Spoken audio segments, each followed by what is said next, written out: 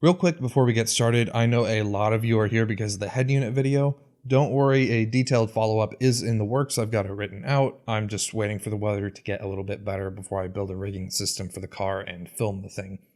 Now today we're going to be taking a look at some AV equipment that I've been using for the last about 4 months. It's the GoFanco Pro HDR Split 4P, or as I usually refer to it, the mother of all splitters. This thing is sweet. It takes one 4K HDR source and it splits it out 4 ways, 2 of which can be downscaled, which makes it great for using with older equipment like I have. Let's take a closer look. This is empty. Now here you can see the unit perched in my entertainment cabinet. I'm not going to go through and unhook it because there really isn't much to see. On the back there are 5 HDMI ports, and up front you've got a USB port for firmware updates, some indicator lights, and a set of dip switches for adjusting the settings. It's all metal, it feels pretty sturdy, but those dip switches are a bit of an eyesore, so you probably want to stuff this somewhere that isn't too out in the open. As for what they do, they more or less just let you set what type of display the splitter shows up as to the input device. I have mine set on automatic, which should work just fine in most situations. For me, the main benefit of this is being able to make full use of my 4K TV without having to also upgrade my receiver, my capture card, and my projector to handle the Ultra HD signals. So if I turn on my PS4 Pro here, we can take a little look.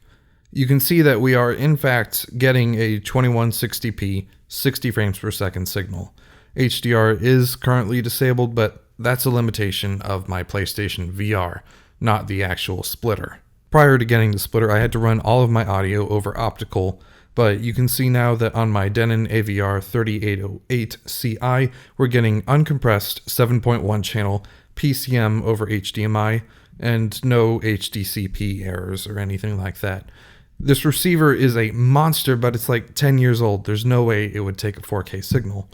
The splitter lets me avoid having to drop a bunch of cash on a new one because it can just convert it down to something that the receiver will actually take. This is also hooked up to my old AverMedia Live Gamer Portable, which can't even record 1080p 60 frames per second, much less a 4K signal. But you can see that I'm able to capture this direct feed just fine because the splitter is taking on that work of downsampling the 4K signal to something the capture card can actually understand. And the same thing goes for my projector here, which is actually 720p, but will take a 1080p signal. If you like specs, I'm not going to read the whole thing out, but you can see what's listed here in the manual compatibility-wise. It should work for most setups unless you have something really crazy, in which case you'd probably already be spending more money on newer equipment instead of just converting down to 1080p. Honestly, I don't have much more to say about this thing. I've been using it for over 4 months now, and I haven't really had any issues with it. The only minor annoyance is that it takes longer to switch between resolutions on older game consoles, but that's just a minor annoyance, not really a problem. It doesn't add any noticeable lag or latency, so I don't have any issues playing games on it. That's been just fine. To close out, I just wanted to show the thing actually running on 4 displays at the same time. The TV and the monitor on the right are running at 4K, while the capture card on the rightmost display and the projector are taking a 1080p signal that's been downscaled. It's pretty cool being able to duplicate any input this many times, but again, the big selling point for me is the compatibility with older equipment. Most of my stuff I get secondhand, so this was an absolute godsend for me. It gets 2 big thumbs up.